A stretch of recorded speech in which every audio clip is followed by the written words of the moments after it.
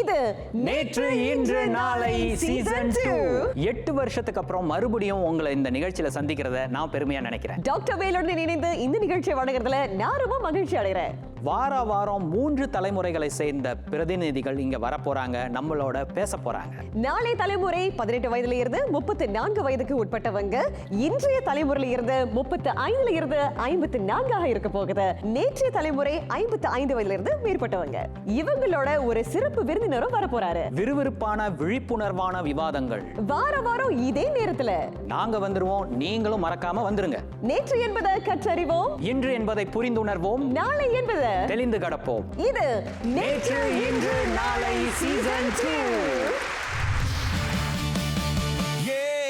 நேற்று என்று சொல்லும் பொழுது பல நினைவுகள் கொண்ட பொழுது, பகலினை இரவுகள் தழுவிய கனவுகள் மறக்க கூடுமா? இன்று உருமாறும் தடுமாறும் கவிப்பாடும் மறைந்திடும் நிஜமே, தெளிந்திடும் நிழலே மறக்க கூடுமா? நாளை என்ற நாளை நாம் காண விரைந்தோமே, காலம் என்ற மாய நேரில் மறைந்தானே மறக்க கூடுமா? நேற்று இன்று நாளை இது நினைவுகள் கூடும் வேலை.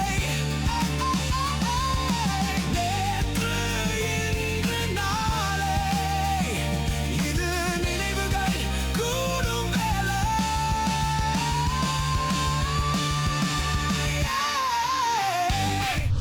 என்ன இன்னைக்கு கோட் சூட்லாம் போட்டுட்டு ஜம்முன்னு வந்திருக்கீங்க? கல்யாணம். இது உங்க கரண்ட் வைஃப்க்கு தெரியுமா? கரண்ட் வைஃபும் இல்ல, கேபிள் வைஃபும் இல்ல, எனக்கு ஒரே வைஃப் தான். நான் என் சீனியரோட கல்யாணத்துக்கு போறேன். நீங்களே ஒரு சீனியர், உங்களுக்கு ஒரு சீனியரா? சரி, அவங்களோட வயசு என்ன? 40-50 தான் இருக்கும். 40-50? முத கல்யாணமா? முதல் கல்யாணம். மாத்திட்டாங்களா எதை? கல்யாண வயசு எப்படி இருந்துச்சு, எப்படி மாத்திட்டாங்க? அது நம்ம சொல்ல முடியாது, அவங்க தான் சொல்லணும். இன்னைக்கு நம்மளோட பேசுறதுக்கு 3 தலைமுறையினர் வந்திருக்கிறாங்க. அவங்க யாரு என்ன அப்படிங்கிறத பார்த்துருவோம். நேற்று தலைமுறையினர், நீங்க ஆரம்பிங்க. வணக்கம், என் பேர் எழி. நான் முதல்ல அட்மினில் ஒர்க் பண்ணிட்டு இருந்தேன். இப்போ நான் ஹவுஸ் ஒய்ஃபாக வீட்டில் தான் இருக்கேன், ரிலாக்ஸாக இருக்கேன். வணக்கம், என் பேர் குணா. நான் மணவரி தொழிலில் இருக்கேன். வணக்கம், என் பேர் ஷாமினி. நான் இப்போ ஒரு சேல்ஸ் டைரக்டராக இருக்கிறேன். அதோடு சேர்த்து வெட்டிங் பிளானிங்கும் பண்ணுறேன். இன்றைய தலைமுறை யார் நம்மோட இருக்காங்க? வணக்கம். வணக்கம், என் பெயர் தினேஷ். நான் லேபர் மூவ்மெண்டில் இருக்கிறேன். நீங்கம்மா? வணக்கம், என் பேர் Kavitha. I'm a housewife and family பிஸ்னஸ்லையும் ஹெல்ப் பண்ணுறேன். நீங்க? வணக்கம், என் பேர் குமரவேலு. நான் ஒரு ஸ்டார்ட் அப் ஃபவுண்டர். நாளைய தலைமுறையில் இருந்து யார் வந்திருக்காங்க? உங்க பேரு?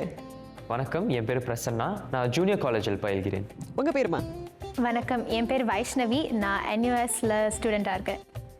வணக்கம், என் பேர் ரவீந்திரன். நான் ஒரு சேல்ஸ் அண்ட் மார்க்கெட்டிங் மேனேஜராகவும் இருக்கேன். அதோடு சேர்த்து நான் ஒரு ஸ்விமிங் கோச்சாகவும் இருக்கேன். இன்னைக்கு நம்ம கல்யாணத்தை பத்தி பேச போறோம். எல்லாரும் கல்யாணம் பண்ணிருப்போம் இல்லைங்களா? நாளைய தலைமுறை நீங்க மறந்துட்டீங்களே. இந்த நாளைய தலைமுறை இன்னும் அந்த வயசுக்கு வரல. ஆனா அவங்களுடைய பெற்றோர் கல்யாணம் பண்ணிட்டாங்க. இங்க எத்தனை பேருக்கு காதல் திருமணம்? கையை தூக்குங்க, நானும் தூக்கிடுறேன். நம்ம இந்த பக்கத்துல இருந்து ஆரம்பிப்போம். சொல்லுங்கம்மா, நீங்க எத்தனை வயசுல கல்யாணம் பண்ணீங்க? எனக்கு திருமணம் ஆகும்போது 25 வயது. 25 வயது. எத்தனை வருஷம் ஆச்சு கல்யாணம் ஆகி? கல்யாணம் ஆகி 28 வருஷம் ஆயிடுச்சு. 28 வருஷம். காதல் திருமணமா இல்ல? சரி, பெற்றோர்கள் பார்த்து தான் திருமணம் செஞ்சாங்க. சார், நீங்க சொல்லுங்க சார். நான் கல்யாணம் செய்யும் போது எனக்கு வயசு 33 வயசு. அப்போ அந்த கொஞ்சம் லேட் மேரேஜ் தான் பண்ணப்பா. ஓகே.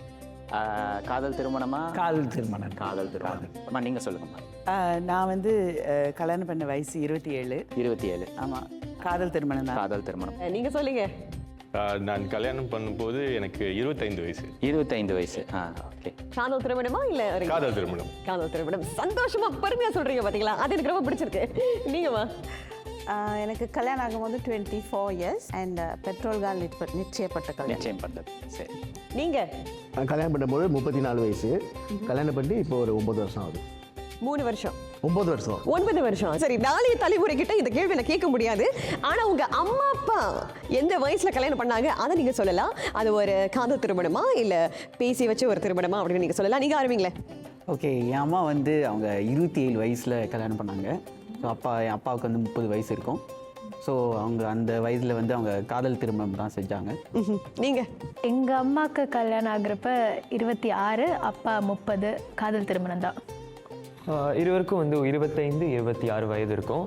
அது ஒரு அழகிய காதல் திருமணம். அழகிய காதல் திருமணம், அது எப்படி நீங்க பிறக்கிறதுக்கு முன்னாடியே அழகிய காதல் திருமணம்னு சொல்றீங்க? பல கதைகள்லாம் கேட்டிருக்கேன். ஓ சரி, உங்ககிட்ட ஒரு முக்கியமான கேள்வி. உங்களை பொறுத்த வரைக்கும் எந்த வயசு சரியான வயசு நீங்க நினைக்கிறீங்க? இந்த வயசுல ஐ எம் ரெடி, நான் கல்யாணம் பண்றதுக்கு அப்படின்னு சொல்லுங்களேன். முதல்ல பொண்ணு கிடைக்கணும். அது கிடைக்கும்பா, வர நேரத்துல கிடைக்கும். அதுக்கு நீங்களும் கொஞ்சம் வந்து வேலை செய்யணும். ஆனா எந்த வயசு சரியான வயசு? சரி, என்னை பொறுத்த வரைக்கும் இன்றைய சூழலுக்கு 25, 26 வயசு சரியா இருக்கும்னு நினைக்கிறேன் திருமணம் செய்யறது. நீங்க 30லேருந்து 35. 30ல இருந்து 35. பெண்களுக்கு ஒரு பயாலஜிக்கல் கிளாக்ல ஒண்ணு இருக்கு, மறந்துடாதீங்க. நீங்க இவங்க 2 பேரும் சொன்ன பதில் எனக்கு பொருந்தது. 30ல இருந்து 35 வயசா? 35 வயசு. அவங்க சொன்னா சரிதான் அப்படின்ட்டீங்களா நீங்க? ஏன்னா அதுக்கான காரணங்கள் இருக்கு. ஏன் காரணம் இருக்கா? என்ன காரணம் தெரிஞ்சுக்கோமே, சொல்லுங்க.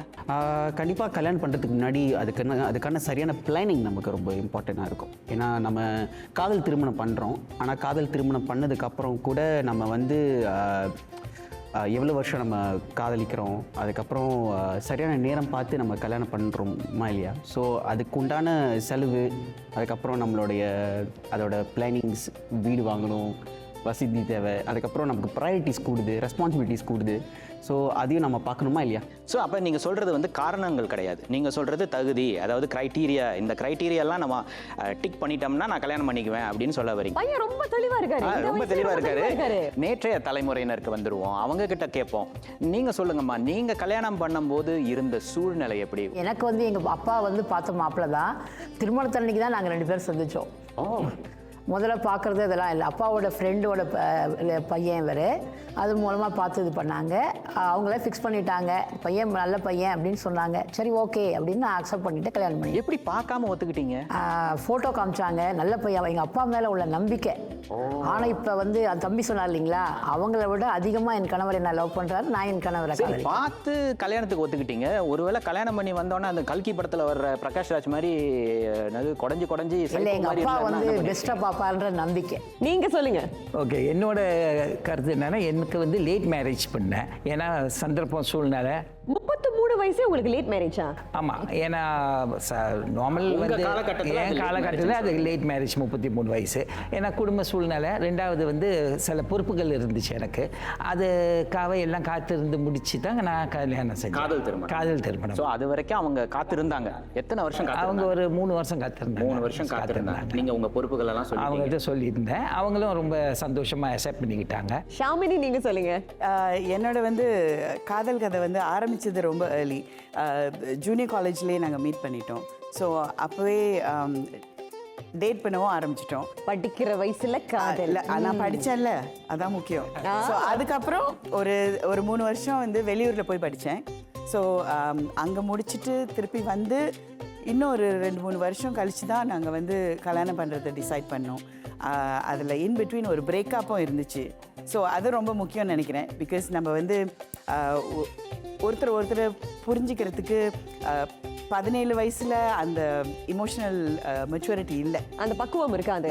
ஸோ அதுக்கப்புறம் நாங்கள் வந்து ஒரு 27 வயசில் தான் நான் கல்யாணம் பண்ணேன். ஸோ எனக்கு 27 அவருக்கு 28. சார் நீங்கள் சொல்லுங்கள் சார், உங்களோட கதை என்ன? 2001 அவங்கள பாலியில் சந்தித்தேன். அதுக்கப்புறம் பாலி முடிஞ்சோடனே 2005 திருமணம் பண்ண முடிவு பண்ணோம். உங்கள் காதல் கதை சுமூகமாக இருந்துச்சா, இல்லை இவங்க மாதிரி மேடும் பள்ளுமா இருந்ததா? மேடு பள்ளம் இருந்துச்சு. எந்த வயசில் வந்து கல்யாணம் பண்ணுறது சிறப்புன்னு நினைக்கிறீங்க? 24 to 26. சாரி, இது ஆணுக்கு இல்லை 2 பேருக்கும்? 2 பேருக்கும் 24 to 26. ஆனால் தலைவர் சொல்லியிருக்காருல 8 வாழ்க்கையை பிரிக்கணும்னு. So 24 is the ideal time. So இப்போ நீங்கள் பண்ணது கரெக்டான வயசா? என்னை பொறுத்த வரைக்கும் எஸ். உங்களை பொறுத்த வரைக்கும் எந்த வயசில் கல்யாணம்? 27? 25 கல்யாணம், 26 முத குழந்தை. Okay okay. இப்போ நீங்கள் சொல்லுங்கம்மா, உங்கள் கதையை பற்றி சொல்லுங்கள். உங்கள் காதல் திருமணமா? இல்லை. ஸோ உங்கள் கல்யாண கதையை சொல்லுங்கள் எங்களுக்கு. எப்படி ஆரம்பிச்சிச்சு? பார்க்க பிடிச்சிச்சா, இல்லை பார்த்த உடனே பிடிச்சிருச்சா? இல்லை, நான் பார்த்ததே ஒரு 15 மினிட்ஸ் இருக்கும். 15 மினிட்ஸ்லேயே பிடிச்சிருச்சு. இது வேட்டையாடு விளையாடு கதை மாதிரி இருக்கீங்க. கல்யாணம் 10 நிமிஷத்துல நான் சொல்லியிருப்பேன். படிப்பு முடிச்சு தென் இது பார்க்க ஆரம்பிச்சிருவாங்கல்ல. ஸோ லைக் அந்த மாதிரி he happened to be in India. அப்போ பார்த்துட்டு he just decided he wants to get married to me. So I was yeah okay. நீங்க சொல்லுங்க. ஆனால் காதலிச்சது 14 வருஷம், அதுக்கப்புறம் தான் கல்யாணம் பண்ணோம். 14 வருஷமா? என்னோட கொஞ்சம் வந்து என்ன வயதுன்னு என்ன கேட்டிங்கன்னா ஆப்ஜெக்டிவ் பொறுத்திருக்கு. பிள்ளை பார்க்க போறீங்கன்னா 25-26 வயசுல கல்யாணம் பண்ணுங்க. நாங்கள் ஆக்சுவலி பிள்ளை வேணான்னு இருந்தோம். அதனால தான் லேட்டாக நிறையா வேலை இருந்துச்சு செய்கிறதுக்கு, நிறைய பொறுப்புகள் இருந்துச்சு. அவர் சொன்ன மாதிரி அது வந்து 14 வருஷம். ஏன்னா அவங்க பொண்ணு 14 வருஷமா 14 வருஷம் ஏன்னா பொண்ணு கொடுக்க மாட்டேன்னு சொன்னாங்க. அது ஒரு தமிழ் படமே எடுக்கலாம். ஸோ நிறைய பிரச்சனைகளுக்கு அப்புறம் தான் கல்யாணம் பண்ணோம். நேற்றைய தலைமுறை கிட்ட நான் கேட்கணும், நீங்க கல்யாணம் பண்ண வயசு சரியான வயசுன்னு நினைக்கிறீங்களா, இல்ல அதை பத்தி இப்ப யோசிச்சு பார்க்கும்போது நான் கொஞ்சம் தாமதமா கல்யாணம் பண்ணிருக்கலாமே, இல்ல கொஞ்சம் முன்கூட்டியே நான் கல்யாணம் பண்ணிருக்கலாமே அப்படின்னு நீங்க நினைக்கிறீங்களா? என்னோட இந்த காலகட்டத்திலலாம் ஒரு 23-24 கல்யாணம் பண்ணுவாங்க. நானே 2 வருஷம் தாமதம் தான். இப்போ பார்த்தீங்கன்னா எனக்கு முன்னால் டிகிரி முடித்த உடனே கல்யாணம் பண்ணவங்கலாம் இப்போ பொண்ணுக்கு கல்யாணம் பண்ணுறாங்க. என் பொண்ணு இப்போ தான் யூனியில் படிக்கிறா.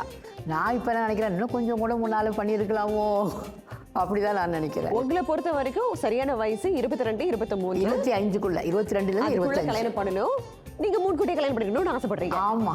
சரி, நீங்க? என்னோட கருத்து என்னன்னா, ஒரு 26லேருந்து 28க்குள்ள கல்யாணம் செஞ்சா அது அந்த பொறுப்பு வரும், அந்த மெச்சூரிட்டி ரொம்ப வரும். அந்த ஏன்னா ரொம்ப சிறு வயசுலேயே கல்யாணம் பண்ணா என்னன்னா வந்து என்ன நடக்குதுன்னா அந்த மெச்சூரிட்டி இல்லை, அந்த ஈகோ இது வருது.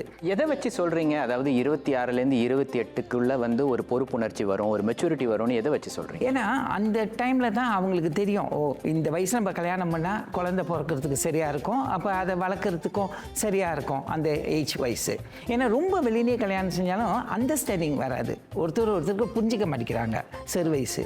ஷாமினி நீங்க சொல்லுங்க. எனக்கு வந்து 27, 28 அதுதான் ஒரு சரியான வயசுன்னு எனக்கு தோணுது. சில பேர் நீங்க சொல்ற மாதிரி தான் 27, 28 வயசுல கல்யாணம் பண்றாங்க. ஆனா அது அவங்களுடைய முதல் கல்யாணமா இருக்குது. ஒரு டெஸ்ட் ரன்னா பயன்படுத்திட்டு, ஒரு ட்ரையல் ரன், சப்ஸ்கிரிப்ஷன் ரன் மாதிரி பயன்படுத்திட்டு 28, 29 அந்த முதல் கல்யாணம் ஒரு வருஷத்துல முடிஞ்சிடும்னு வச்சுக்கோங்களேன். 29 வயசுல ஓகே ஐ அம் ரெடி, ரெண்டாவது கல்யாணத்துக்கு நான் ரெடி, தயார் அப்படின்னு சொல்றாங்க. அப்போ அந்த முதல் கல்யாணமே பண்ண வேண்டிய அவசியம் இல்லையே. இன்னும் அது ட்ரையல் மேரேஜ் வேண்டான்னு தான் சொல்கிறோம். ஸோ நீங்கள் வந்து டைம் எடுத்துக்கிட்டு கல்யாணம் பண்ணாலும் பரவாயில்ல, பட் அட்லீஸ்ட் அந்த ரைட் பர்சனை சூஸ் பண்ணி நம்மளுக்கு எது பொருந்ததுன்னு பார்த்து அதை டிசைட் பண்ணாக்கா நிச்சயமாக அது வந்து லாங்காக லாஸ்ட் பண்ணும். ஆக்சுவலி எனக்கு வந்து நீங்கள் வந்து ட்ரையல் மேரேஜ்னு சொல்கிறது வந்து நான் டிஸ்அக்ரி பண்ணுவேன். ஏன்னா நிறைய பேர் வந்து உண்மையிலே கல்யாணம் பண்ணி லைக் எனக்கு வந்து நான் உண்மையிலே கல்யாணம் பண்ணி ஒரு 10 வருஷத்துக்கு கல்யாணம் ஆனதுக்கப்புறம் மனவரத்தினால ஒரு பிரிஞ்சுட்டு ஆனால் இப்போ வரைக்கும் நம்ம வந்து ஒரு பெஸ்ட் ஃப்ரெண்ட்ஸாக இருக்கும். பிள்ளைங்க கூட ஸ்டில் நம்ம தான் பேரண்ட்ஸ், அவங்களும் திருமணம் பண்ணிட்டாங்க, நானும் திருமணம் பண்ணிட்டோம். ஆனால் நம்ம இன்னும் புரிஞ்சு ஒரு ஃப்ரெண்ட்ஸாக தான் இருக்கும். ஸோ அந்த டைமில் வந்து பாருங்கள், இள வயசில் நீங்கள் இப்படி கல்யாணம் பண்ணும்போது வாழ்க்கையில் இந்த மாதிரி ஒரு தவறு நடக்க போது அது ஒரு நியூ ஆப்பர்ச்சுனிட்டி வருது. இருமணங்கள் இணையும் திருமணத்தை பற்றி திகட்டாம பேசுவோம் இடைவேளைக்கு பிறகு. இது நேற்று இன்று நாளை தலைமுறைகளின் குரல்.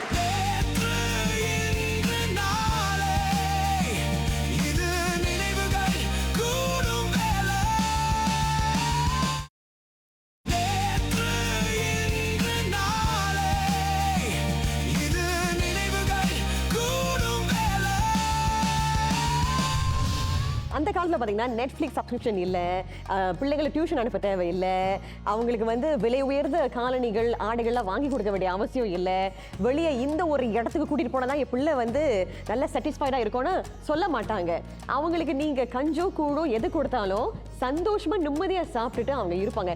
I want a burger, I want a pizza அப்படின்னு சொல்ல மாட்டாங்க இல்லையா? என் டைம்லேயே வந்து மெக்டானல்ட், AMWலாம் வந்து 6 மாசத்துக்கு ஒரு வாட்டி தான் பார்ப்போம். ஆனா இப்போ வந்து டெய்லி பிள்ளைங்களாம் வந்து மெக்டானல்ட் போறாங்க. அதனால தான் சொல்றேன், அந்த காலத்துல 12 பிள்ளைங்க 15 பிள்ளைங்கள்லாம் வந்து அவங்க மிஷின் மாதிரி பத்து போட்டுக்கிட்டே இருந்தாங்க. 3 தலைமுறையினரும் ரொம்ப நல்ல நல்ல கருத்துக்களா முன் வச்சுக்கிட்டு இருக்கீங்க. பொதுமக்கள் கிட்டயும் நாங்க ஒரு கேள்வி கேட்டு இருந்தோம். கல்யாண வயசு வந்த பிறகும் நான் கல்யாணம் பண்ண மாட்டேன் அப்படின்னு பல பேரும் சொல்றாங்க. ஆனா ஏன் அப்படியா சொல்றாங்க, அதற்கு என்ன காரணம் அப்படின்னு பொதுமக்கள் கிட்ட கேட்டதுக்கு அவங்க என்ன சொன்னாங்க தெரிஞ்சுக்கலாம் வாங்க. கல்யாண வயசு வந்தும் கல்யாணம் பண்ணாமல் இருக்க காரணம் என்னவா இருக்கும்? சரியாக அமையல அவங்களுக்கு. அவங்க எக்ஸ்பெக்டேஷன்ஸ் அந்த மாதிரிலாம் இருக்கும் பாருங்கள். சில பேரோட எதிர்பார்ப்புகள் வந்து கூடயா இருக்கா குறவாக இருக்கா அப்படின்னு எதுவும் சொல்ல முடியாது பாருங்கள். அவங்க எதிர்பார்க்கறது மனசுக்கு பிடிச்சப்ப தான் நான் கல்யாணம் பண்ணோம். அது அவங்களோட இஷ்டம். எப்போ அவங்க கல்யாணம் பண்ணணும்னு நினைக்கிறாங்களோ, எப்போ அவங்க வந்து ரெடியாக இருக்காங்க ஃபைனான்ஷியலி, எல்லாமே அவங்க இஷ்டம். அந்த கமிட்மெண்ட்குள்ளே போகிறதுக்கு நிறைய பேர் பயப்படுவாங்க. அது ஒரு பெரிய கமிட்மெண்ட். நிறைய விஷயத்த விட்டு கொடுக்கணும். இது வந்து அவங்களோட சொந்த விருப்பம். ஒன்று அவங்களுக்கு வந்துட்டு கல்யாணத்தில் ஒரு வெறுப்பு இருக்கலாம், இல்லாட்டி வந்துட்டு வேறு ஏதாச்சும் அவங்க பிளான்ஸ் இருக்கலாம். வயசுக்கு வச்சுன்னா சில பேர் பயப்படுவாங்க கல்யாணம் பண்ண. சில பேர் சில ஃபேமிலியை பார்க்குறாங்க, ஓ இப்படிதான்னு கொஞ்சம் ஸ்டே பண்ணுறதுக்கு அவங்க சரி இப்படியே இருந்துட்டு போயிடலான்னு நினைப்பாங்க. இதில் பார்த்தீங்கன்னா அந்த தம்பி சொல்கிற மாதிரி எல்லாரும் பயப்படுவாங்க அப்படிங்கிறாங்க. ஒரு பெற்றோராக தனிப்பட்ட எதிர்பார்ப்புகளும் மாறி இருக்கு இல்லையா? அந்த காலத்தில் 15 பிள்ளைங்க பெற்றாலும் மூத்தவர் வந்து இளையவரை பார்த்துப்பாரு. அந்த மாதிரி ஒரு சிஸ்டம் வச்சுருந்தாங்க. அவங்களுக்கு பொறுப்புணர்ச்சி இருந்துச்சு. அந்த வயசுலேயே பொறுப்புணர்ச்சி சின்னதுலேயே அவங்களுக்கு டிவி கிடையாது, அவங்களுக்கு வந்து இப்போ நீங்கள் சொன்ன மாதிரி நெட்ஃப்ளிக்ஸ் கிடையாது, தொலைக்காட்சி கிடையாது, தொலைபேசி கிடையாது. அப்போ ஒருத்தர் சார்ந்து தான் இருந்தாங்க. ஆனால் இப்போ காலம் மாறிடுச்சு, தனிப்பட்ட எதிர்பார்ப்புகள் மாறிடுச்சு. பள்ளிக்கு போகிறது மட்டும் பத்தாது, டியூஷனும் போகணும் அப்படிங்கிற அந்த எதிர்பார்ப்புகள் கூடியிருக்கிறதுனால சிந்தனைகள் மாறி இருக்கு. நீங்கள் சொல்லுங்கம்மா, உங்களுடைய அம்மா அப்பா எந்த வயசில் கல்யாணம் பண்ணாங்க? அம்மா ஐ திங்க் 18, அப்பா வந்து ஒரு 22. பட் மோஸ்ட்லி எல்லாம் கூட்டு குடும்பமாக இருந்ததுனால I think shared responsibilities and children as they come அப்படியே வளர்த்து. ஐ திங்க் நீ பாத்திரங்களை கழுவு, நீ சம, நீ வீட்டை பெருக்கு, நீ பாப் பண்ணு, நீ துணி துவைக்க போடு, அந்த மாதிரியெல்லாம் எங்களை வளர்க்கல. பட் ஸ்டில் கூட்டு குடும்பமாக இருந்ததுனால ஒரு எக்ஸ்பெக்டேஷன்ஸ் கம்மியாக இருந்தது. எதிர்பார்ப்புகள் ஆஸ் சில்ட்ரன் எங்களுக்கும் அப்படியெல்லாம் கிடையாது. பட் என் பிள்ளைங்க வரும்போது எவ்ரி டே ஏதாச்சும் வேணும். என் ஸ்கூலில் என் ஃப்ரெண்ட்ஸ் இங்கே ஹாலிடே போனாங்க, நாங்கள் எங்கே போகிறோம்? ஐ செட் ஓகே, இப்போ அவங்க ஹாலிடே போனால் நம்ம போகணுமா? ஆமாம் போடும். ஸ்கூல் ஓபன் பண்ணனே நாங்க போய் சொல்லணுமே, என்னுடைய அனுபவத்துல பார்த்து கொள்ளணுமே. என்ன நீங்க பாலிவுட் கூட்டி போறீங்களே, அவங்க லண்டன் போயிருக்காங்க, பாரிஸ் போயிருக்காங்க, நான் ஐஃபில் டவரை பார்க்கணும். ஐஃபில் டவரை பார்க்கறதுக்கு நான் எவ்வளவு செலவு பண்ணணும்னு தெரியுமா? அதை பார்க்க மாட்டாங்க. சரி நீங்க சொல்லுங்க. ஆனா என்னை பொறுத்த வரைக்கும் வயசுக்கும் பக்குவத்துக்கும் சம்பந்தமே இல்லை. ஏன்னா இந்த காலகட்டத்திலே பார்க்கலாம், 18 வயசுல ரொம்ப பக்குவமாக இருக்கிறவங்கள பார்க்கலாம், 50 வயசு ஆகி உருப்படாதவங்களையும் பார்க்கலாம். ஸோ அதனால வயசுக்கும் பக்குவத்துக்கும் சம்மந்தமே இல்லை. அவங்க காலகட்டம், அவங்க அப்பா, என் தாத்தா பாட்டிலாம் 13 வயசுலேயே சமைக்க ஆரம்பிச்சிருவாங்க, வீட்டு வேலை ஆரம்பிச்சிருவாங்க, வெளியே போக ஆரம்பிச்சிருவாங்க, சில பேர் வேலைக்கு வயல்லலாம் ஆரம்பிச்சிருவாங்க. பக்குவம், அதாவது அவர் முதலேருந்து பக்குவம்னு 3 வாட்டி சொல்லிட்டீங்க. அதாவது பக்குவம் இருக்கணும் கல்யாணம் பண்ணுறதுக்கு அப்படின்னு. நம்ம நேற்றைய தலைமுறையினர்கிட்ட கேட்போம், அப்படி என்ன பக்குவம் வேணும்னு நினைக்கிறீங்க? பக்குவம் இல்லை தகுதி அப்படின்னு வச்சுக்கலாம். என்ன தகுதி வேணும்னு நினைக்கிறீங்க கல்யாணம் பண்ணுறதுக்கு? சின்ன வயசுலேருந்து ஒரு பொறுப்பாக இருந்தாங்கன்னா ஓகே தான். 23-24 வயசுல என்ன மாதிரி பொறுப்பு? நம்ம குடும்பம் நம்ம பார்க்கணும் அப்படிங்கிற ஒரு இது இருக்கணும். அப்போ அவங்க நாளைய தலைமுறைக்கு அந்த பொறுப்பு இல்லைங்கிறீங்க, அதனால வயசு கூடி அவங்களுக்கு பொறுப்பு இல்லை இருக்கு, நிறையவே இருக்கு. அவங்க ஏன் திருமணத்தை தள்ளி போடுறாங்கன்னு தான் நாங்கள். அதான் நீங்கள் தான் பதில் சொல்லிட்டீங்களா, பொறுப்பு இல்லை அதனால. பொறுப்பு இல்லைன்னு இல்லை, அவங்களுக்கு வந்து இருக்கு, ஏன் பண்ண மாட்டேங்கிறாங்க. அந்த பையன் 26 வயசு ஆகுது, அந்த பையன் கல்யாணம் பண்ணும், இப்போ கல்யாணம் பண்ணணும்னு நினைக்கிறீங்க? இன்னும் 2 வருஷத்துல பண்ணலாம், 28ல பண்ணலாம். நீ 28 வயசுல கல்யாணம் பண்ண போறியப்பா? கண்டிப்பா மாட்டேன். சரி ஏன் மாட்டேன்? 28 வயசுல நான் கல்யாணம் பண்ண மாட்டேன்னு ஏன் சொல்றீங்க? கல்யாணம் பண்ணிக்க இஷ்டம் இல்லை. கல்யாணம் பண்ண இஷ்டம் இல்லையா, இல்ல பொண்ணு இல்லையா? ரெண்டும் இல்லை. இல்லை கல்யாணம் பண்ண இஷ்டம் இல்லையா, இல்லை தைரியம் இல்லையா? தைரியம் இல்லைன்னு சொல்ல முடியாது. ஏன்னா தைரியம் இருக்குது, ஆனால் அதுக்கப்புறம் கல்யாணம் பண்ணதுக்கப்புறம் பிரச்சனைகள் கூடும், அதுக்கப்புறம் அதெல்லாம் சமாளிக்கணும். அது சமாளிக்கிறதுக்கு தைரியம் இருக்கு. பட் இருந்தாலும் அந்த பிரச்சனையெல்லாம் நான் பார்க்க விரும்பல. அதை பார்க்குற பக்குவம் எனக்கு இப்போ இருக்குன்னு எனக்கு தோணுது. அதனால சிங்கிளாவே இருக்கிறது பீஸ்ஃபுல்னு நான் நினைக்கிறேன். அப்புறம் உங்க மேல நம்பிக்கை? எனக்கு என் மேல நம்பிக்கை இருக்குன்னு சொல்றேன். எனக்கு மற்றவங்க மேலே நம்பிக்கை இல்லைன்னு தான் சொல்கிறேன். சரி, தகுதிகளை பற்றி நம்ம பேசுவோமே. அடிப்படை தகுதிகள் வந்து இருக்கணும், இந்த தகுதிகள் இருந்தால் நீங்கள் நிச்சயமாக கல்யாணம் பண்ணலாம் அப்படின்னு நீங்கள் பொறுப்புகள் அப்படின்னு சொல்லிட்டீங்க. நீங்கள் என்ன கேட்டிங்கன்னா, நம்மளுக்கு ஒரு சரியான சேமிப்பு இருக்கணும். சேமிப்பு முக்கியம். இப்போ உள்ள காலகட்டத்தில் அந்த சேமிப்பு இருந்தால் தான் ஒரு வாழ்க்கையை நடத்தும் போது அந்த பிள்ளை ஸ்கூலுக்கு போகிறதுக்கு எல்லாத்துக்கும் நம்மளுக்கு எல்லாம் தைரியமாக இது பண்ணலாம். ஏன்னா இப்போ நம்ம சிறு வயசுலேயே ரொம்ப சீக்கிரமாக கல்யாணம் பண்ணுறதை பற்றி தப்பு சொல்லலை. கல்யாணம் பண்ணிவிட்டு சேமிப்பு அதெல்லாம் இல்லாமல் ஒரு ஃபேமிலியை நடத்துறது ரொம்ப கஷ்டமாக இருக்குது. இப்போ நாளைய தலைமுறை கிட்ட கேட்போம், உங்களை பொறுத்த வரைக்கும் அடிப்படை தகுதி என்ன கல்யாணம் பண்ணுறதுக்கு? அடிப்படை தகுதி அந்த பையனுக்கு இஷ்டமே இல்லை கல்யாணம் பண்றதுக்கு. என் கிட்ட வந்து கேட்டா நான் என்ன சொல்வேன்? ஐ திங்க் எங்களுக்கு வந்து ஒரு தெளிவு தேவைப்படுதுன்னு நினைக்கிறேன். நாட் ஜஸ்ட் எங்கள் பர்சனலாக ஒரு தெளிவு தேவை, அதே மாதிரி பார்ட்னருக்கும் ஒரு தெளிவு தேவை. இப்போ வந்து எங்கள் அம்மா அப்பா ஜெனரேஷன்லலாம் வந்து குழந்தை பெற்றுக்கிட்டா அம்மா வந்து வேலையை விட்டுடுவாங்கன்றது டீஃபால்ட்டாக இருந்தது. ஆனால் இன்றைக்கி அப்படி கிடையாது. இன்றைக்கி வந்து குழந்தை பெற்றதுக்கப்புறமும் நான் வேலை பார்க்கணுன்னு ஆசைப்பட்றேன். அப்பா எனக்கு வந்து என்னோட கரியர் கோல்ஸ் இதுதான், என்னோட வாழ்க்கையில் என்னோட கோல்ஸ் இதுதான்னு தெரிஞ்சுக்கிறதுக்கே கொஞ்சம் வயசாகும். இப்போ 27னா அப்போ தான் கிராஜுவேட்டே பண்ணியிருப்போம். ஸோ நான் வேலைக்கே போகாத ஒரு கட்டத்தில் எனக்கு என்னோட கரியர் கோல்ஸ் இதுதான் அப்படின்னு என்னால் எப்படி சொல்ல முடியும்? அதனால தான் கொஞ்சம் தள்ளி போடுறதுக்கு காரணம் வந்து நீங்கள் தைரியம் இல்லை, பிரச்சனை வந்தால் சால்வ் பண்ண முடியாது அப்படின்னு நீங்கள் நினைக்கிறீங்க. ஆனால் எங்களோட வாதம் என்னென்னா, எங்களுக்கு தெளிவு தேவை. எங்களுக்கு என்ன வேணும், உங்களுக்கு என்ன வேணுங்கிறது எங்கள் 2 பேருக்கும் தெரிஞ்சாதான் அதுக்கப்புறம் நம்மளால் கல்யாணம் பண்ணும்போது அந்த பிரச்சனைகள் வந்து ஃப்யூச்சரில் நம்ம சந்திக்கிறதுக்கு பதிலாக இப்போவே அதை சார்ட் அவுட் பண்ணிட்டா என்ன. அப்போ அதுக்கு கொஞ்சம் டைம் எடுக்கும்.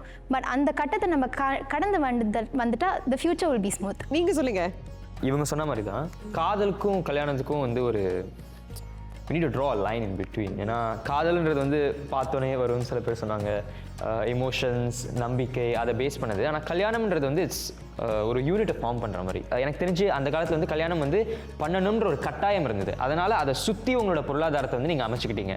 ஆனால் இப்போ வந்து பொருளாதாரம் எப்படி இருக்கோ அதை சுற்றி வந்து கல்யாணத்தை அவங்க அமைக்கிறாங்க. ஸோ அதனால் வந்து கல்யாணத்துக்கு பணபலம், பொருளாதாரம் இது எல்லாம் கூடி வருமா இல்லையான்றதை நம்ம பார்க்குறது ரொம்ப அவசியம். அந்த தம்பியும் அந்த பொண்ணும் சொன்னதுக்கு நான் எந்திரிச்சு கை தட்டணும்னு நினைக்கிறேன். ஏன்னா ரொம்ப தெளிவாக இருக்காங்க. அதாவது இந்த காலத்து இளைஞர்கள் வந்து ரொம்ப தெளிவாக கல்யாணம்னா என்ன, அவர் சொன்ன பாயிண்ட் வந்து எனக்கு ரொம்ப பிடிச்சிருந்துச்சு. அதாவது உங்கள் காலத்தில் நீங்கள் வந்து பொருளாதாரத்தை சுற்றி கல்யாணம் பண்ணிக்கிட்டீங்க. ஆனால் அவங்க அந்த கல்யாணத்தை அதுக்குள்ளே ஃபிட் பண்ண பார்க்குறாங்க. அவங்க தெளிவாக தான் இருக்காங்க. அப்படிங்கிற ஒரு தெளிவுக்காக நான் எந்திரிச்சு நின்று அவங்களுக்கு கை தட்டேன். என்னை பொறுத்த வரைக்கும் பெண்களுக்கு ஒரு 26, 27 வயது, ஆண்களுக்கு ஒரு 30 வயது கூட ஓகே தான். 31, 32 கூட ஓகே தான். ஆனா இப்ப பாத்தீங்கன்னா வயசை தள்ளி போட்டு 40 வயசுல கல்யாணம் பண்றாங்க, 50 வயசுல பிள்ளைய பத்துக்கிறாங்க. அது இப்போ ஒரு வழக்கு நிலையா ஆயிடுச்சு, நார்மல் ஆயிடுச்சுன்னு சொல்லலாம். நம்ம அதை பத்தி கலந்துரையாடுறதுக்கு முன்னால நம்ம பொதுமக்கள் என்ன நினைக்கிறாங்க தெரிஞ்சுக்கலாம் வாங்க. இப்பெல்லாம் 40 வயசுல கல்யாணம் பண்ணி 50 வயசுல குழந்தை பெற்றுக்கிறது சாதாரணமாயிருச்சோ? நீங்கள் சொல்கிறது இப்போ எல்லாம் நார்மலாக தான் இருக்குது. ஏன்னா வந்து அந்த ஒரு 40 வயசுக்கிட்ட தான் வந்து எல்லாம் வாழ்க்கையில் செட்டில் டவுன் பண்ண ஆரம்பிக்கிறாங்க. ஏன்னா சிங்கப்பூரோட காஸ்ட் ஆஃப் லிவிங் அந்த மாதிரி இருக்குது. ஸோ அதனால் அந்த டைம் கிட்ட கல்யாணம் பண்ணுறது அது நார்மல் தான், நார்மல் ஆயிடுச்சு. ஆனால் அது வந்து அடுத்த ஜெனரேஷன் பார்க்குறப்ப அந்த பிள்ளைங்க கஷ்டப்படும் நான் நினைக்கிறேன். ஆமாம், கண்டிப்பாக ரொம்ப நார்மல் ஆகிட்டுங்க. ஆமாம், இருக்கலாம். கண்டிப்பாக எப்போ அவங்க வந்து கல்யாணம் பண்ணி எப்போ அவங்க ரெடியாக இருக்காங்கன்னு நினைக்கிறாங்க அப்போ குழந்தை பெற்றிருக்கிறது அவங்க இஷ்டம். இப்போ நீங்கள் சொல்லுங்கள், அவங்க இப்போ சொன்னதை பற்றி உங்கள் கருத்து என்னம்மா? இது வந்து எனக்கு அவ்வளோவா ஏற்றுக்கொள்ள முடியதா இல்லை. ஏன்னா 40 வயசு ஆயிடுச்சுன்னா அந்த பிள்ளைங்க வந்து சரியாக நம்மளால் பார்க்க முடியாது. நீங்கள் சொல்லலாம் ஹெல்ப்பர் இருக்காங்க, அவங்க இருக்காங்க, என்ன இருந்தாலும் தாயோட இது கிடைக்காது இல்லைங்களா? அந்த தாயும் தந்தையும் பார்க்குறது மாதிரி வராது. உங்களுக்கு உடன்பாடு இல்லை? இல்லை சார். நீங்கள் உங்கள் கருத்து என்ன சார்? என்னோட கருத்து என்னன்னா வந்து அவங்களுக்கு அந்த சில நேரத்தில் அவங்க அந்த அண்டர்ஸ்டாண்டிங், ரெண்டாவது அந்த நேரம், இவங்களை வந்து இந்த வயசில் தான் அவங்கள மீட் பண்ணணும், இப்போ தான் எனக்கு கல்யாணம் நடக்கணும். ஒரு ஸோ 40-50 வயசில் குழந்தை பெற்றுக்கிட்டா பரவாயில்ல உங்களுக்கு கல்யாணம் பண்ணி? என்ன கேட்டீங்கன்னா அது வந்து ரொம்ப லேட் ஏஜ். நீங்க தானே சார் சொன்னீங்க முதல்ல பக்குவம் வேணும்னு சொல்லிட்டு. பக்குவம் வேணும், மேபி அவங்க டைம் எடுத்துக்கிறாங்க. உங்களுக்கு சீக்கிரமா வந்துருச்சு பக்குவம், அவங்களுக்கு லேட்டா வந்துச்சு பக்குவம். பக்குவம் வர்றது வந்து இந்த டைம்ல தான் வரணும்னு இல்லைல்ல. ஸோ அதை எப்படி நீ குறைன்னு சொல்ல முடியும்? குறைன்னு சொல்ல முடியாது, பட் மேபி அந்த டைமிங்லாம் டைமிங் சரியில்லை. நீங்க சொல்லுங்க சார். நான் ஒத்துக்க மாட்டேன். 40 வயசுல இள வயசுலேயே கல்யாணம் பண்ணா பிள்ளைங்க வந்து கடவுள் கொடுத்த வரும். ஸோ உங்கள் வயசும் அவங்க வயசும் கொஞ்சம் கிட்ட இருந்துச்சுன்னா அவங்க வந்து டீனேஜ் வயசுக்கு வரப்போது உங்களுக்கு வந்து அந்த உற்சாகம், அந்த எனர்ஜி எல்லாமே இருக்கும். நான் வந்து என்ன சொல்கிறேன்னா, அந்த பிள்ளைங்களோட எனர்ஜிக்கு நம்ம ஈடுபாடாக இருக்கிறதுக்கு வந்து இளம் வயதுலேயே வச்சுக்கோங்க. என் பிள்ளைங்களே வந்து என் மக வந்து 17 வயசு இப்போவே என்கிட்ட கேட்பாங்க, அச்சா how to go to the gym, what exercise to do, என்ன செய்யணும்னு இப்போவே என்கிட்ட கேட்குறாங்க. ஆனால் இது நான் 60 வயசு அதுக்கப்புறம் என்கிட்ட கேட்பாங்களா? எனக்கு கொஞ்சம் பெருமையாக இருக்கும். என் ஃப்ரெண்ட்ஸ் கூடலாம் நிற்க போது எல்லாரும் அந்த பிள்ளைங்க வந்துட்டு எல்லாருக்கிட்டையும் அங்கிள்னு கூப்பிடுவாங்க, என்னை பார்த்து அண்ணன்னு கூப்பிடுவாங்க. சார் இதே கேள்வியை நான் வந்து வேற மாதிரி உங்கள்கிட்ட போடுறேன், உங்களை ஸ்பெசிஃபிக்காக உங்களுக்கு. அதாவது இப்போ நீங்கள் வந்து சொன்னீங்க, நானும் என் மனைவியும் வந்து இப்போதைக்கு குழந்தை வேண்டாம் அப்படிங்கிற முடிவில் இருக்கோம்னு சொன்னீங்க. இப்போ நீங்கள் 2 பேரும் 40-50 வயசு வரம்பில் இருக்கும்போது எனக்கு ஒரு குழந்தை வேணும்னு நினச்சா சரியா? சரி, அந்த டிஸ்கஷன் போன வருஷம் நடந்துச்சு. 42 வயசில் வந்து பிள்ளை வந்து but not to keep you want to adopt 12 வயசு பிள்ளை. ஏன்னா அவர் சொன்ன மாதிரி தான், எனக்கு அந்த age gap parents and children age gap is very important. அந்த பிள்ளையை வந்து ஓடணும், இது பண்ணணும். அட்லீஸ்ட் பிள்ளை 20 வயசு வரைக்கும் வச்சும் உயிரோடு இருக்கணும்ல. நீங்க நம்ம உயிரோடு இருக்கணும்ல. பிள்ளை 20 வயசு இருக்கிற வரைக்கும். 50 வயசில் பிறந்து 20 வயசு 70 வயசு இந்த வாழ்க்கை முறையிலலாம் யார் இருப்பாரு தெரியாது. சரி, நாளைய தலைமுறை இவ்வளவு நேரம் இன்றைய தலைமுறை நமது நேற்றைய தலைமுறை சொன்னதை கேட்டீங்க. உங்களுக்கு ஏதாவது மாற்று கருத்து இருக்கா? இருக்கு. சொல்லுங்க. அவங்க அழகாக சொன்னாங்க, பயாலஜிக்கலாக வந்து சொன்னாங்க, அந்த வயசு வந்து ரொம்ப முக்கியம். அவங்க வந்து துடிப்போட வந்து பிள்ளைகளோட இருக்கணும், முதல்ல உயிரோடு இருக்கணும் அப்படின்னு சொன்னாங்க. அது வந்து ஒரு வேலிடான கருத்து தான் அது. ஆனால் பயாலஜிக்கல் இதை தாண்டி சைக்கலாஜிக்கல் மெச்சூரிட்டின்னு ஒன்று இருக்குது. இப்போ வந்து ஒரு பெற்றோராக ஒருத்தவங்க இருக்கிறதுக்கு ஒரு பக்குவம் வேணும். அந்த பக்குவம்ன்றது இப்போ திருமணத்துக்கு வந்து ஒரு தகுதி, ஒரு பக்குவம்னு சொன்னோம்ல, அதே மாதிரி பெற்றோர் ஆகிறதுக்கான பக்குவம் வந்து எந்த வயசில் வரும்னு நமக்கு தெரியாது.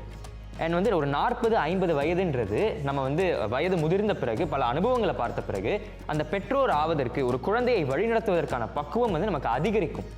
அதனால 40-50 வயசுல ஒரு பெற்றோராக இருக்கிறது இன்னும் வந்து ஒரு நல்ல விஷயம் தான் நான் நினைக்கிறேன். யாருப்பா நீ இவ்வளவு தெளிவா பேசுறியே?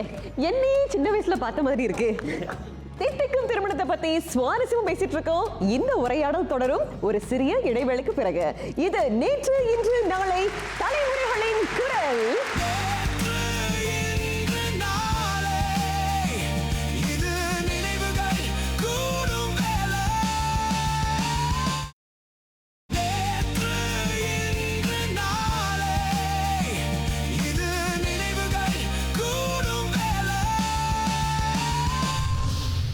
அதாவது நீங்கள் என்ன சொல்கிறீங்க, இப்போ வந்து பக்குவம் இருக்கணும், சைக்கலாஜிக்கல் மெச்சூரிட்டின்னு ஒன்று இருந்தால் தான் அவங்க பேரண்ட்ஸாக இருக்க முடியும்னு சொல்கிறீங்க. நீங்கள் சொல்லுங்கம்மா, நீங்கள் என்ன நினைக்கிறீங்க?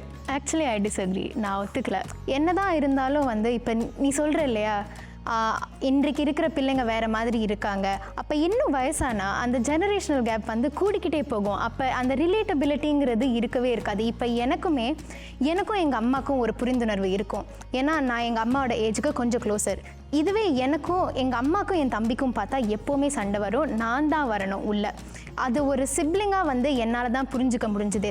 ஏன்னா எங்கள் அம்மாவுக்கு வந்து சரி உங்கள் ஜெனரேஷன் எப்படி இருக்குது அப்படின்னு பார்க்குற ஒரு தெம்பு இருந்தது. ஆனால் என்னை வளர்த்ததுக்கப்புறம் அவனை அப்படி பார்க்குற ஒரு தெம்பு எங்கள் அம்மாவுக்கு இல்லை. ஸோ அப்போ ஒரு எனர்ஜியும் ஒரு ரிலேட்டபிலிட்டியும் வேணும்னா இன்னும் கொஞ்சம் யங்காக இருக்கணும். இப்போ பிள்ளைங்க வேணான்னு அவர் சொல்கிற மாதிரி இருந்தால் தாராளமாக நீங்கள் எந்த ஏஜில் வேணாலும் கல்யாணம் பண்ணிக்கலாம். நல்ல ஒரு கருத்துமா. நான் என்ன கவனிச்சேன்னா, நேற்றைய தலைமுறையினரும் சரி இன்றைய தலைமுறையினரும் சரி உங்களுக்குள்ளேயே கருத்து வேறுபாடுகள் இருக்கின்றன. உங்க கண்ணோட்டங்கள்னால நீங்க வெவ்வேறு கருத்துக்களை முன் வச்சிருக்கீங்க. இந்த உரையாடல் இன்னும் மேம்படுத்துறதுக்கு அடுத்ததா ஒரு சிறப்பு விருந்தினர் வராரு.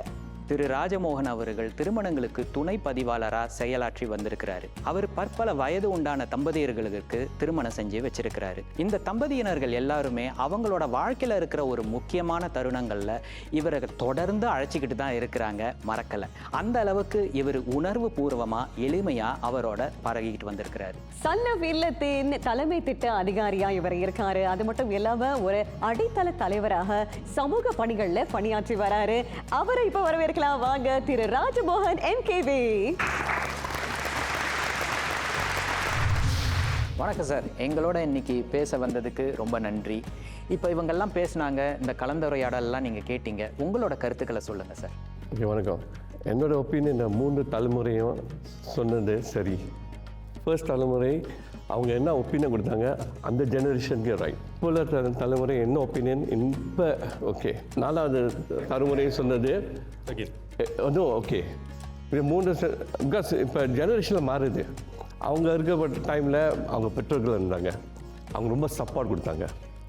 இவங்க இருக்கிற டைமில் பெற்றோர்கள் இருக்காங்க, ஆனால் கொஞ்சம் தூரத்தில் இருக்காங்க. அவங்க டைமில் அவங்க தனியாக இருப்பாங்க. ஸோ இந்த 3 தலைமுறை சொன்னது சரிதான். உங்களை பொறுத்த வரைக்கும் கல்யாணம் பண்ணுறதுக்கு சரியான வயது எது? 21 onwards. ஓகே, அந்த 21ல் அந்த மெச்சூரிட்டி இருக்குது. ஓகே, பட் ஆஃப்டர் 30 அந்த தைரியம் வந்துடும். ஆஃப்டர் 45 இயர்ஸில் கல்யாணம் பண்ணுறாங்க. கேட்டால் நான் கேட்பேன், why you getting married very late? அவங்க சொல்லுவாங்க, பிகாஸ் ஒன் திங் எனக்கு அந்த கரேஜ் இல்லை, தைரியம் இல்லை. ரெண்டாவது எனக்கு அந்த அந்த குடும்பம் சுச்சுவேஷனை பற்றி தெரியாது ரொம்ப. ஃப்ரெண்ட்ஸ் கிட்ட லேர்ன் பண்ணி இப்போ அண்டர்ஸ்டாண்ட் பண்ணுறேன். அதை சொல்லுவாங்க என்கிட்ட. சார் இப்போ நீங்கள் சொன்னீங்க 21 வயசில் வந்து மெச்சூரிட்டி வந்துடும், அதுக்கப்புறம் 30 வயசில் வந்து கரேஜ் வந்துடும்ங்கிறீங்க. இப்போ இந்த இடத்தரப்பட்ட வயசுன்னு ஒன்று இருக்குது இல்லைங்களா? ஸோ மெச்சூரிட்டி மட்டும் போதுமா இல்லை தைரியமும் சேர்ந்து இருந்தால் பெட்டரா? ஆக்சுவலி ரெண்டும் இருக்கணும். ஓகே, மெச்சூரிட்டி அண்ட் தைரியம் ரெண்டும். என்ன சொன்னேன், 21 இயர்ஸ் ஓல்டில் அந்த டைமில் ரொம்ப பேருக்கு தைரியம் இல்லை. ஓகே, பிகாஸ் ரொம்ப lot things they need to do. Like அவங்க யோசிப்பாங்க HDB, அதுக்கு நீட் மணி. அப்புறம் சில்ட்ரன் எஜுகேஷன், அதுவும் நீட் மணி. அப்புறம் என்ன சில பேர் யோசிப்பாங்க, who's going to take care of my children, my parents or என்ன டே கேர் சென்டர், எல்லாம் யோசிப்பாங்க.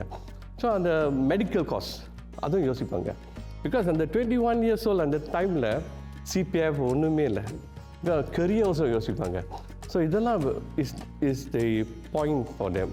ஆனால் எவ்வளவுதான் நம்ம திருமண வாழ்க்கை ரொம்ப சுவாரஸ்யமானது, அதில் நிறைய முட்கள் இருந்தாலும் அது ஒரு மனநிறைவான ஒரு வாழ்க்கையை சொன்னாலும், இப்போ இருக்கிற காலகட்டத்தில் நீங்கள் பார்த்தீங்கன்னா புள்ளி விவரங்கள் கொஞ்சம் வித்தியாசமாக சொல்லுது. கல்யாணம் பண்ணுறவங்களோட எண்ணிக்கை வந்து குறைஞ்சிக்கிட்டே வருது. அந்த காலத்தோடையும் இந்த காலத்தோட நீங்கள் ஒப்பிட்டு பார்க்கும்போது கல்யாண வாழ்க்கையில் இருக்கிறவங்க ரொம்பவே குறைஞ்சிட்டு வருது. 2022ஆம் ஆண்டில் கிட்டத்தட்ட 29,000 பேர் மட்டும்தான் சிங்கப்பூரில் கல்யாணம் பண்ணியிருந்தாங்க. 2023 பார்த்தீங்கன்னா அது இன்னும் குறைவாக தான் இருந்துச்சு. 28,000 பேருக்கிட்ட கல்யாணம் பண்ணாங்க. 2024ஆம் ஆண்டில் 26,000 பேர்கிட்ட தான் கல்யாணம் பண்ணியிருக்காங்க. ஆக அந்த விழுக்காடு குறைஞ்சிக்கிட்டே வரும்போது பல பேர் வந்து என்ன யோசிக்கிறாங்கன்னா, அப்போ கல்யாணம் தேவையில்லையோ அப்படின்னு யோசிக்க ஆரம்பிக்கிறாங்க. சொல்லுங்களேன். ஓகேல, ஆக்சுவலி இதெல்லாம் கான்ட்ரிபியூட்டட் பை கோவிட். கோவிட் வந்தோடனே அப்புறம் ரொம்ப பேருக்கு அந்த இது வந்துட்டு பயம் வந்துட்டு. கோவிட் டைம்ல சொல்லக்கூடாது, but divorce rate also there was. Because most of time வீட்டில் இருந்தாங்க. ஸோ அதில் ரொம்ப பிரச்சனை வந்து அந்த பிரச்சனையில் சில பேர் அந்த கரேஜ் இல்லை கண்டினியூ பண்ண, அதுலேயும் ஒரு டிவோர்ஸ் இருந்தது. ஸோ அது ஒரு you can use that and எக்ஸ்கியூஸ்லாம். பட் கரண்ட் சுச்சுவேஷன், பிகாஸ் நம்ம economically we are also progressing very fast, things are moving very fast. So எல்லாருக்கும் அந்த ஒரு பயம் இருக்குது, whether we can cope our life or not with another partner. அதுவும் பார்க்குறாங்க சில பேர். That's why அந்த ரேட் ட்ராப்பிங். உங்களுடைய அனுபவத்தில் நிறைய பதிவு திருமணங்களை நீங்கள் பார்த்துருப்பீங்க இல்லையா? மறக்க முடியாத ஒரு பதிவு திருமணம், அதை பார்த்த போது அவங்களுடைய கண்ணோட்டத்தை நீங்கள் கவனிக்கும் போது யோசிச்சிருப்பீங்க, இது ரொம்ப வித்தியாசமாக இருக்குப்பா அப்படின்னா ஏதாவது ஒரு தம்பதி நீங்கள் பார்த்துருக்கீங்களா? ஓகே, ஒரு திருமணம் பார்த்தேன். செய்ய போகிறேன். அந்த மாப்பிள்ளை not interested getting marry. Signature போடும்போது நேரத்தில் அவருக்கு அவ்வளோ மனசு இல்லை. சிக்னேச்சர் பயம் தயக்கம் இருந்து நான் சொன்னேன் அவங்ககிட்ட, don't be frightened, go back, just talk to your parents first and talk to the girl side and see what they say.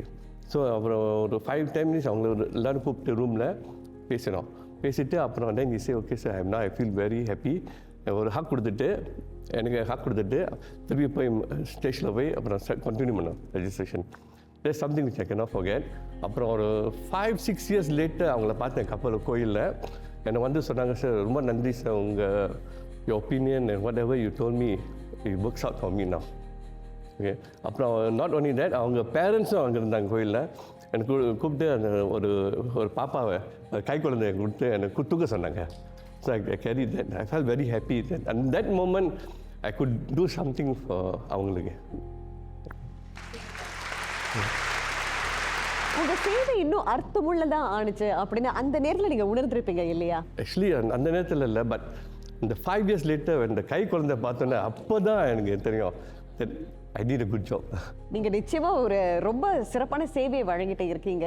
சரி, இப்போ நம்ம வந்து நேற்றைய தலைமுறையினர்கிட்ட ஒரு கேள்வி கேட்போம். இப்போ நம்ம ஒரு புள்ளி விவரம் சொன்னோம், அதாவது திருமணங்கள் வந்து வருஷம் குறைஞ்சிக்கிட்டே வருது. இதை பற்றி உங்களோட கருத்து என்ன? ஆத்மா நீங்கள் சொல்லுங்கள். ஐயா சொன்னது மாதிரி கோவிட் ஒரு ரீசனாக இருக்கலாம், அது ஒரு காரணமாக இருக்கலாம். இது என்னன்னா 22லேருந்து ஆரம்பிச்சிருக்கு. கோவிட் வந்து 22லலாம் முடிஞ்சிருச்சு இல்லைங்களா? ஸோ பெருந்தொற்று ஒரு காரணமாக இருக்கலாம், ஆனால் அதையும் தாண்டி வேற ஏதாவது காரணங்கள் உங்களால் சொல்ல முடியுமா? தனிப்பட்ட கருத்தை சொல்லுங்க. தனிப்பட்ட கருத்துன்னா ஏன் பயப்படுறாங்கன்றது தான் என்னோட கேள்வியாக இருக்குது. பயம் அவங்களுக்கு வந்து அது நம்மளால் சமாளிக்க முடியுமா திருமண வாழ்க்கைக்குள்ளே போய் அப்படின்னு நினைக்கிறாங்க. அதுலேருந்து வெளியே வர்றதுக்கு நம்ம நிறைய இந்த மாதிரி கலந்துரையாடல்கள் மூலமாக வரலாம் அப்படின்னு நான் நினைக்கிறேன். நீங்கள் சொல்லுங்க ஐயா. நான் இந்த திருமண துறையில் வந்து 47 வருஷமாக இருக்கேன். லைக் நீங்கள் சொன்னது மாதிரி இப்போ உள்ள சூழ்நிலை கல்யாணங்கள் வந்து குறைஞ்சிக்கிட்டே வருது. சரி, ஒரு டைமில் வந்து ஒரு வருஷத்தில் வந்து ஒரு 70-80 கல்யாணம் பண்ணுறோம். இப்போ வந்து ஒரு வருஷத்தில் வந்து ஒரு 30-35 கல்யாணம் தான் வருது. அது என்ன காரணம்னு தெரியல. ஒரு சமயம் அவங்களுக்கு அந்த பயமா இல்லை அந்த அண்டர்ஸ்டாண்டிங் இல்லையா இல்லை பண வசதி குறைவா என்னன்னு தெரியல. அதனால் எங்களுக்கும் கொஞ்சம் கவலையாக தான் இருக்குது. ஏன் 70 கல்யாணங்களில் நீங்கள் சம்பாதிச்சதை இப்போ 30 கல்யாணங்களில் நீங்கள் பார்க்கலாம். அதாவது ஏன்னா அந்த அளவுக்கு அதாவது செலவு இருக்கு. இப்போ எல்லாத்துக்கும் சப்சிடி கொடுக்குறாங்க இல்லைங்களா? நீங்கள் சொல்லுங்கள் சார், நீங்கள் என்ன நினைக்கிறீங்க? தைரியம் வேணும் அப்படின்னு சொன்னீங்க. நீங்கள் எப்படி இந்த கேள்விகளுக்கெல்லாம் எதிர்த்து இன்னும் குறைஞ்சிட்டு வருது, இதை நம்ம ஏற்றணும், என்ன நினைக்கிறீங்க இதை பற்றி? எல்லாம் தைரியம் தான். மறுபடியும் தைரியம் தான். மறுபடியும் தைரியம் தான். அந்த தம்பி சொன்ன மாதிரி அவங்க வந்து மறுபடியும் நீங்கள் இவர்கிட்ட தான் வரீங்க. அவருக்கு உங்களை பிடிக்கலன்னு நினைக்கிறேன். யார் இவர்? இவர் அவர் சொன்னார்ல, அவர் வந்து 40 வயசு அந்த எக்ஸ்பீரியன்ஸ் வந்தோடனே அதுக்கப்புறம் வாழ்க்கை ஆரம்பிக்கணும்னு சொல்லிட்டு ஏன் கல்யாணம் வண்டி. இப்போ அவர் ஜேசி முடிச்சு என்எஸ்க்கு வெயிட் பண்ணிட்டு இருக்காரு. அந்த ஜேசி படிப்போம் நிறைய பேர் பாஸ் ஆகிருக்காங்க, நிறைய பேர் ஃபெயில் ஆகிட்டு கண்டினியூ பண்ணாமல் ட்ராப் அவுட் பண்ணியிருக்காங்க. எந்த நம்பிக்கையில் எந்த எக்ஸ்பீரியன்ஸில் அந்த ஜேசி கோர்ஸ் அவர் எடுத்தார்? அவர் மேலே இருக்கிற எக்ஸ்பீரியன்ஸ், அவர் மேலே இருக்கிற நம்பிக்கையில் தான் போனார். கல்யாணமும் அது மாதிரி தான், ஒரு தேர்வு மாதிரி. உங்கள் மேலே இருக்கிற நம்பிக்கை தான் அந்த லீப் ஆஃப் ஃபேத் எடுத்து அந்த கேபிள் நடந்து போனோம். இதுல இருந்து என்ன தெரியுதுன்னா 8 மனுஷ வாழ்க்கை பிரிச்சுக்கோ. அதுல இவங்க ரொம்ப சரியா செஞ்சுட்டாங்க. 8 வாழ்க்கையை பிரிச்சு வாழ்ந்த ஒரு கூட்டம் அங்க இருக்கு. அதை எவ்வளவுக்கு எவ்வளவு முடியுமோ அதை பின்தொடரணும்னு நீங்க நினைக்கிறீங்க. இவங்க 8 என்னால பிரிக்க முடியாது, எனக்கு எப்படி பிரிக்கணும் தோணுதோ அப்பதான் நான் பிரிப்பேன். அதே பிரிச்சுக்கோன்னு சொன்னவர் தான் 64 ஊர் சுத்து அப்படின்னு சொன்னார். முடியுமா நம்மளால? அது வேற கதை, அது இன்னும் நாளைக்கு பேசுவோம். இருந்தாலும் நீங்க என்ன நினைக்கிறீங்க? அதாவது இந்த இந்த இந்த நம்பர்ஸ்லாம் குறைஞ்சிக்கிட்டே வருது, காலம் போகிற வருஷம் குறைஞ்சிக்கிட்டே வருது. இதை பத்தி உங்க கருத்துக்கள் என்ன? ஏஐன்றது ஒரு உதாரணம். இப்போ ஏஐ போல பல விஷயங்களை வந்து இன்றைய தலைமுறை இல்லை இன்றைய திருமண வயதில் இருக்கக்கூடியவர்கள் வந்து திருமணம் காதல் அப்படின்னு நம்ம போகும்போது நமக்கு தேவைப்படுறது வந்து வேலிடேஷன், நமக்கு தேவைப்படுறது வந்து சப்போர்ட், இமோஷனல் சப்போர்ட், பேசுறதுக்கு ஒருத்தவங்க, நம்மளோட உணர்வுகளை பகிர்ந்துக்கிற ஒருத்தவங்க. இப்போ வந்து அந்த சப்போர்ட்டை நான் எதுக்கு திருமணம் பண்ணி தேடிக்கணும்? நண்பர்கள் கிட்ட தேடிக்கலாம், ஏஐ கிட்ட தேடிக்கலாம், இல்லை வேற யார்கிட்ட வேணாலும் நம்ம தேடிக்கலாமே.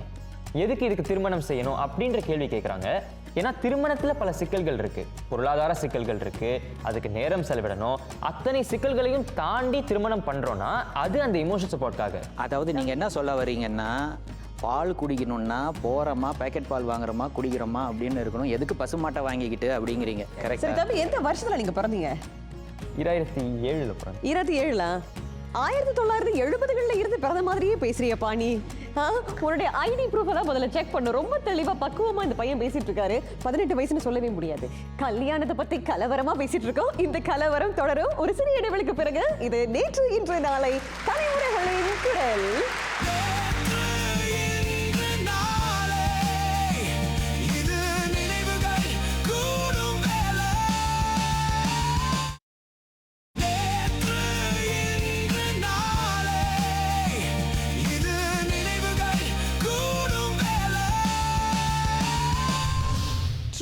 ரெடி ஃபார் மேரேஜ் அப்படின்னு சொல்லும் போது சார், எல்லாமே கத்துக்கிட்டு கல்யாணத்துக்குள்ள இறங்குறதா இல்ல கல்யாணத்துக்குள்ள இறங்கிட்டு எல்லாமே கத்துக்கிறதா? ரெண்டும் ஒன்று தான். ரெண்டும் ஒன்று தானே? எப்படி சில பேர் எல்லாமே கத்துக்கிட்டு கல்யாணம் பண்றேன்னு சொல்லும் போது 40 வயசுல கல்யாணம் பண்றாங்க. சில பேர் எல்லாத்தையும் லேர்ன் பண்ணி கல்யாணம் பண்ணிட்டு டிவோர்ஸ் பண்றாங்க. சில பேர் எவ்ரிதிங் ரெடி போயிடும் டிவோர்ஸ் பண்றாங்க. பட் ஆக்சுவலி உள்ளுக்கு போனோன்னே அந்த கம்யூனிகேஷன் அதுதான் அந்த மோஸ்ட் இம்பார்ட்டன்ட் திங்னா. கம்யூனிகேஷன் அப்புறம் ஈகோ, இது ரெண்டு தான் இஸ் த மோஸ்ட் இம்பார்ட்டன்ட் ஒரு கல்யாணத்துக்கு. அது இல்லாட்டி என்ன செஞ்சாலும் என்ன மெனி ஆப்ஸ்டிக்கல். சார், இந்த ஈகோன்னு சொன்னீங்க, இந்த தருணத்தில் இந்த உங்ககிட்ட கேட்டே ஆகணும். ஈகோங்கிறது ஒரு தம்பதியினருக்குள்ள இருக்கணுமா இருக்கக்கூடாது? இருக்கணும். எப்படி, எந்த அளவுக்கு இருக்கணும்? ஓகே, சில ஈகோ இருக்கணும். பிகாஸ் அந்த சில ஈகோ இஸ் இம்பார்ட்டன்ட். பிகாஸ் உங்களை வெளியே கொண்டு காட்டும் உங்களை பெட்டர் பர்சனாக. பட் சில ஈகோ உங்களை காட்டும் உங்களை பெட் பர்சனாக. அந்த ஈகோ நீங்கள் எடுத்து ஒரு ரூமில் போட்டு பூட்டிடணும். பிகாஸ் அந்த ego is dangerous ego. Okay, which ego can bring out the best of you, அந்த ஈகோ யூஸ் பண்ணணும். ஸோ இன்றைக்கு நிறைய நல்ல கருத்துக்களை நீங்க எங்களோட பகிர்ந்து கொண்டீங்க. இந்த கலந்துரையாடலை இன்னும் மெருகூட்டினீங்க அப்படின்னு சொல்லலாம். இன்றைக்கு எங்க நிகழ்ச்சிக்கு வந்ததுக்கு ரொம்ப ரொம்ப நன்றி சார். எல்லாருக்கும் நன்றி, வணக்கம். நன்றி. சிறப்பு விருந்தினர்கிட்ட கேட்ட அதே கேள்வியை நான் வந்து நாளை தலைமுறையினர்கிட்ட கேட்க போகிறேன். நம்ம கல்யாணத்துக்கு ரெடியாக இருக்கோமா இல்லை கல்யாணம் பண்ணிக்கிட்டு அதுக்கப்புறம் அதுக்கு தகுந்த மாதிரி அனுசரித்து கற்றுக்கணுமா? நீங்கள் சொல்லுங்கம்மா. நிச்சயமாக யாருமே வந்து ஃபுல்லாக கல்யாணத்துக்கு ரெடி ஆகவே முடியாது. ஆனால் நம்ம கல்யாணத்துக்கு அப்புறம் போனதுக்கப்புறம் அதுக்கேற்ற மாதிரி என்னை நான் மாற்றிக்கணும், அந்த எஃபர்ட் போடணுங்கிற ஒரு மென்டாலிட்டியோட நம்ம கல்யாணத்தை அணுகணும். மைண்ட் செட், எண்ணங்கள் அப்படிங்கிறீங்க. நீங்கள் அவங்க சொன்ன கருத்து நான் வந்து ஐ சப்போர்ட் த கருத்து. ஏன்னா we can never be truly ready for marriage தான் நானும் நினைக்கிறேன். நம்ம ரெடியாக இருக்கணும், நம்ம ஒரு லெவலை வந்து அடைஞ்சிட்டு தான் மேரி பண்ணணும்னா I think will never get Mary. So நம்ம வந்து ஆல்வேஸ் ரூம் ஃபார் இம்ப்ரூவ்மெண்ட் கொடுக்கணும். எப்போவுமே வந்து மேரேஜ்குள்ளே போனோடனே பல விஷயங்களை கற்றுக்கலாம் அப்படின்றதையும் வந்து உணர்ந்து இருக்கணும்னு நினைக்கிறேன். நீங்கள் சார், நீங்கள் சொல்லுங்கள், உங்களோட கருத்து என்ன? நீங்கள் போகிற போக்கில் கற்றுக்கிட்டே அந்த டெஸ்டினிக்கு போங்க. நீங்கள் சொல்லுங்கள். பார்த்துக்கலாம். ஏன்னா காதல் உண்மையாக இருந்துச்சுன்னா இப்போ சொன்னீங்கல்ல, இவங்க சொல்லுவாங்க, அவங்க சொல்லுவாங்க, இவங்க சொல்லுவாங்கன்னு. சரி, என்ன பண்ணலாம், சரி வா, யார் என்ன சொன்னாலும் பரவாயில்ல, நம்ம பார்த்துக்கலாம். ஏன்னா இது ஒரு தேர்வு இல்லை இல்லையா? ஏன்னா எல்லாத்தையுமே கற்றுக்கிட்டு நம்ம போய் பாஸ் பண்ணிட்டு ஃபெயில் பண்ணிட்டு அதுக்கு போய் நம்ம கல்யாணம் பண்ண முடியாது. இந்த நேரத்தில் எனக்கு ஒரு கூற்று ஞாபகம் வருது, life doesn't come with instruction manual அப்படின்னு சொல்லுவாங்க. ஸோ அதை தான் வந்து அவரும் சொல்ல வராருன்னு நினைக்கிறேன். இருந்தாலும் சார், நீங்கள் காதல்னு சொல்கிறது, நீங்கள் ஒரு காதல் மன்னன்கிற ஒரு பட்டத்தை நான் உங்களுக்கு கொடுக்கலாம்னு நினைக்கிறேன் சார். ஆமாம், காதல் மன்னன் நமக்குள்ளே ஒருத்தர் இருக்காரு. நேற்றைய தலைமுறை நீங்கள் சொல்லுங்கள் ஷாமினி. யாருமே டோட்டலாக ரெடியாக இருக்க மாட்டாங்க. சேர்ந்தே கற்றுக்கணும், சேர்ந்தே வளரணும், சேர்ந்தே வாழணும், அவ்வளவுதான். ஐயா, என்னோட கருத்தும் அதே தாம்மா. ஏன்னா நம்ம போகிற போக்கில் அனுசரிச்சுட்டு எல்லாமே செஞ்சுட்டு போகிறது நல்லது. இப்போ பாருங்கள், அவங்களே சொல்லிட்டாங்க எல்லாம் கற்றுக்கிட்டு பண்ண முடியாதுன்னு. அதனால் என்ன சொல்கிறேன்னா, இந்த தலைமுறைக்கு நாளைய தலைமுறைக்கு முடிஞ்ச கல்யாணம் பண்ணிக்கோங்க, எல்லாம் தன்னாலே கற்றுக்கலாம். அவங்க அதில் தான் குறியா இருக்காங்க. இது 3 பேரும் எப்படியாவது கல்யாணம் ஆக்சுவலாக இதில் எனக்கு என்ன தெரியுதுன்னா, நீங்கள் பார்த்தீங்கன்னா திரு லீ குவான் யூ அவர்கள் சொல்லியிருக்கிறார், எந்த ஒரு விஷயமே வந்து லேர்ன், அன்லேர்ன் அண்ட் ரீலேர்ன். அந்த கூற்று இந்த இடத்துல அழகாக பொருந்தும்னு நினைக்கிறேன். கல்யாணமும் அந்த மாதிரி தான். அதாவது விஷயங்களை கற்றுக்கிட்டு உள்ளே போகிறோன்னு நம்ம நினைப்போம், ஆனால் அங்கே போய் சவால்கள் களத்தை பார்த்துட்டு நம்ம மறுபடியும் அன்லேர்ன் பண்ணிவிட்டு அதுக்கப்புறம் புதுசாக ஒரு உருவெடுத்து ரீலேர்ன் பண்ணிவிட்டு நகரணும், பார்த்துக்கலாம் போ அப்படின்னு சொல்லிட்டு தைரியமாக நட போடணும்னு அவர் சொன்னார். இது ஒரு நல்ல வளர்ச்சி எண்ணங்கள் அப்படின்னு நான் நினைக்கிறேன். இப்போ நான் வேற ஒரு கேள்வி கேட்குறேன். அதாவது கல்யாணம்னு வரும்போது ஆணோட எதிர்பார்ப்புகள் என்ன, பெண்ணோட எதிர்பார்ப்புகள் என்ன? நீங்கள் சொல்லுங்கம்மா. பெண்கள் வந்து பொதுவாக வந்து கொஞ்சம் ஆணுக்கு நல்ல பணி வேலையில் இருக்கணும், நல்லா சம்பாதிக்கணும் அப்படின்னு நினைக்கிறதா, நல்ல வேலையில் ஆண்கள் இருக்கணும் அப்படின்றது மாதிரி. அப்புறம் அவங்கள நல்லா புரிஞ்சுக்கணும், அவங்களோட அனுசரணையாக இருக்கணும்ன்றது பெண்கள் என்ன நினைக்கிறாங்க. நீங்கள் என்ன சார் நினைக்கிறீங்க? என்ன எதிர்பார்ப்புகள் இருந்துச்சு?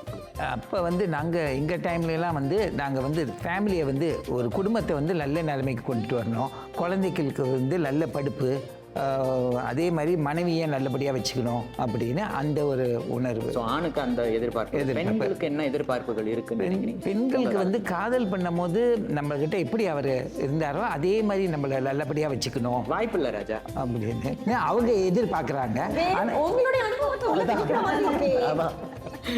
இன்றைய தலைமுறை நீங்க சொல்லுங்களேன். ஆணுக்கு வந்து என்னன்னா காதல், ரெஸ்பெக்ட், அப்ரிசியேஷன். ஃபீமேலுக்கு வந்து செக்யூரிட்டி அண்ட் சப்போர்ட், இதுதான் வேணும். ரெஸ்பெக்ட் ப்ளீஸ் ரெண்டு விதமும் இருக்குது. ஆனால் பெண்களுக்கு வந்து செக்யூரிட்டி அண்ட் சப்போர்ட். ஏன்னா அவங்க வீட்டில் இருக்க போது அவங்க அப்பா அம்மா அவங்கள வந்து அப்படி தான் பார்த்துக்குவாங்க. அதே மாதிரி அந்த பொருசனும் அவங்கள பார்த்துக்கணுன்னு அந்த இது இருக்கும். சொல்லுங்கள் தம்பி, நீங்கள் என்ன நினைக்கிறீங்க?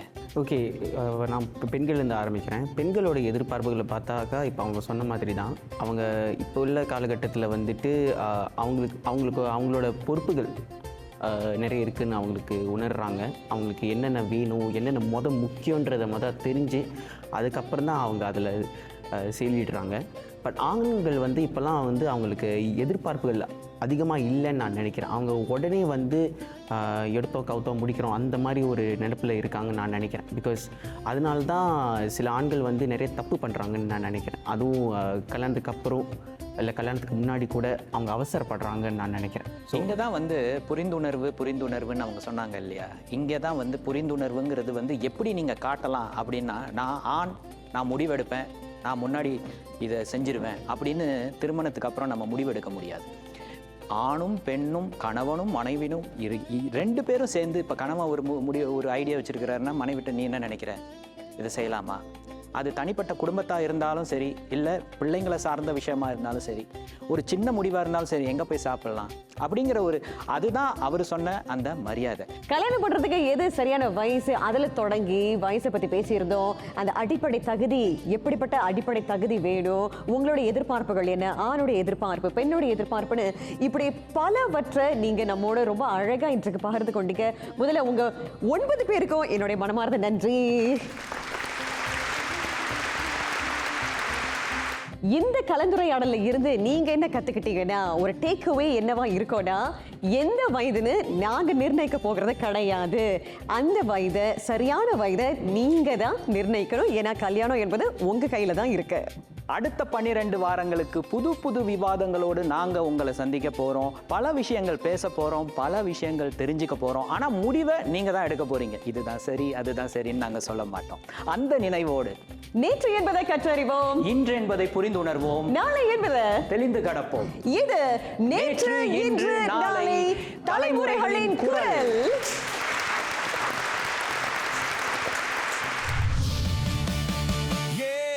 நேற்று என்று சொல்லும் பொழுது பல நினைவுகள் கொண்ட பொழுது